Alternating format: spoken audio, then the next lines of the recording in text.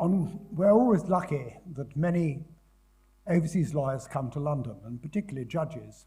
And in 2002, just after Uganda had established its first commercial court, impelled by the World Bank to do so, the judge in charge and one or two of his colleagues came, and he started to explain what he was doing, and then he looked around my room, and he noticed a copy of Geyer on companies law. Why I should have that, I'm not entirely sure.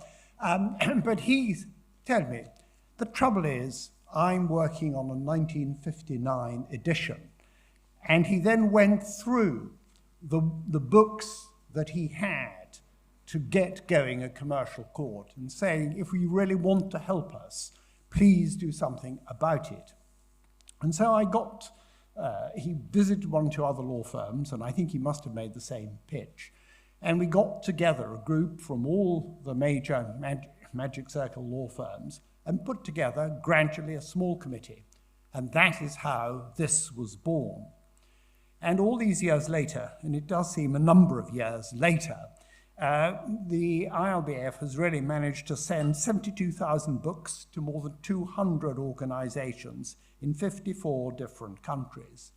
Although we started in the Commonwealth, the common law has such a huge influence, and so does English commercial law, that it really has mushroomed out. And I'm not quite sure when we established this, we quite realized the very worldwide application. I think it went beyond the wildest dreams of lawyers in the sense that what we were doing was not only promoting English law, and I do say English law, but also making certain, as lawyers always hate to waste anything, that we weren't wasting the precious resource of books. And so what we've done over the past 15 years is to work with a number of organizations, Advocates for International Development, the Rule of Law Expertise UK, the Slynn Foundation, Standing International Forum for Commercial Courts, the Commonwealth Magistrates and Judges Association, the Commonwealth Lawyers Association, Justice Defenders, the former African Prison Project, and Lawyers Against Poverty. And that close working relationship has enabled us to make certain that the books we supply to all kinds of different organizations have actually been used in the promotion of justice. And we've been extraordinarily lucky in having help from so many people, from law firms up and down the country, from chambers and members of the bar. The courts have been great supporters, particularly the librarians, and I must pay a special tribute to the legal publishers who've not only given them the overruns, but actually new books as well.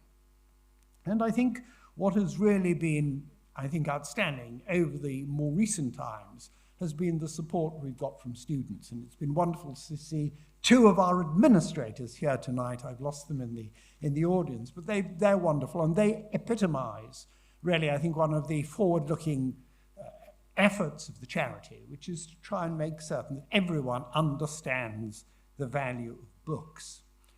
And it also helps them understand, really, that we are a voluntary organization. We spend very, very little on anything other than shipment. And in that, we have some support as well from others. So we've been extremely lucky. Now, as Professor Susskind is going to follow me, I obviously have to answer the question, why books? And it is a question I'm sure the younger people will ask, but they probably can answer them better. I don't see how you ever learn to be a lawyer without textbooks, and textbooks have been our principal source of export of books, though we have supplied huge law libraries as well. Whether they make a nice backdrop, I'm not sure, but they certainly, it is the textbooks that have made the difference. And when I'm trying to answer the question, why books? I remember when I was a very young lawyer, I volunteered to help at a legal charity in North London. And I was told firmly by one of the more senior members there, don't worry, this won't be very long.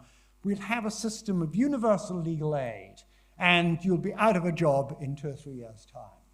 And of course, it showed nothing of that kind has happened, and the demand these days is greater than it was 50 years ago.